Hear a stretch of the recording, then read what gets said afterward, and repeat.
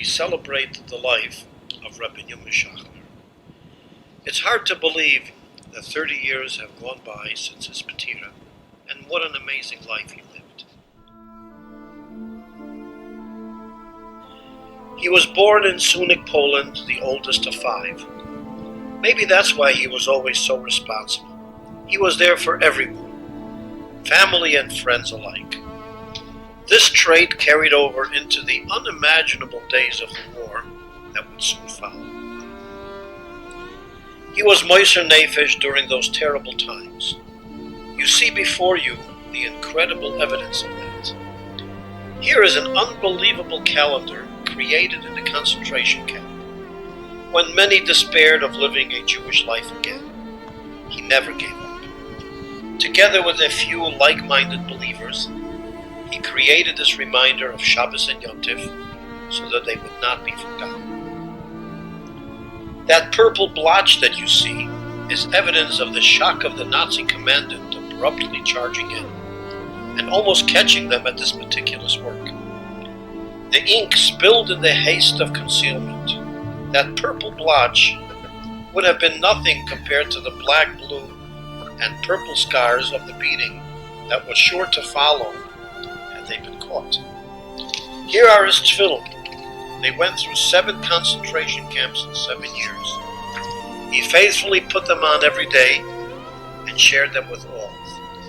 Then stealthily hid them under the floorboards of the miserable barracks. One day he was caught. When the Gestapo officer demanded to know to whom they belonged, his ingenious answer was to blame the unfortunate prisoner who had died that very day.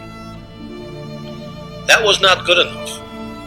The officer ordered that the tefillin be burned, and he would be coming back within the hour to check that the deed was done. Zaidi quickly and frantically collected worn belts. He cut blocks of wood in the carpentry shop where he toiled. He assembled them in a heap in order to resemble the appearance of the forbidden tefillin. When the Nazi returned, the fire was burning, but the tefillin were not. They were safely under the floorboards again, but nevertheless he was severely beaten. These precious tefillin survived with him. What an honor it is for our family. Every bar mitzvah bucher has a chance to put on these everlasting symbols of emunah and sacrifice. Zaidi had a cheerful personality by nature, but that didn't mean that he ever forgot or forgave the Rishon who destroyed all of Europe. Before you is his rendering of the matzayvas that lived within him. Here in this heart-wrenching original poem and drawing is the evidence of the torment that he experienced. He forged on despite the evil that he lived through. He turned his agony into something quite positive, the rescue of the remnants of his nation. After the war, when survivors were struggling to rebuild their personal lives, Zaidi was there to help. He was Moiser Nefesh for the Klal. He used these identification papers issued to him by Agudas Yisrael of France to rescue countless children from the hands of Goyim. He impersonated a science teacher to gain entry to an orphanage school run by the church. After 3 months of winning their confidence, because he spoke perfect German and Polish and because he was a good actor, he took his class on a nature walk.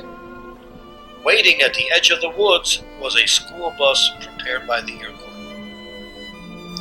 These kids were whisked away to Switzerland under the supervision of the unwavering Rechas Turbo. From there, they were transported to Israel, where they would have a hope of a Jewish life again. Zaidi was a kidnapper. He could not return to that area for many years. He was a wanted criminal. Zaidi was also a traveling shadchan. He went to one DP camp after another, urging the shattered remnants of the war to remarry, even when they felt that they could not go on. He was mechazik people who were in deep despair and helped them to a better life. How many Jewish homes were rebuilt because of his efforts? Many people have come over to us to thank us because their parents married thanks to Zaidi, and they are the results of that union. He rebuilt his own shattered life when he married Rivka Halberstam in a DP camp in Fehrenwald, Germany. Bobby agreed to marry Zaidi on the condition of accepting into his life Bobby's 4 sisters and marrying them off, which he did with pride and affection. His own 3 daughters would soon follow, which he lovingly called his Vertbus.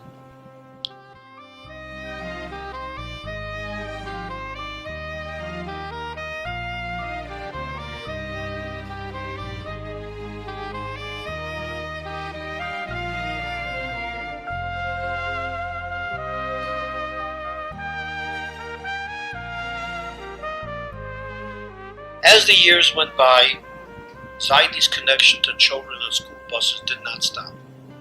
In Crown Heights and Borough Park, where he later settled, he would forget to come home after davening Shachris.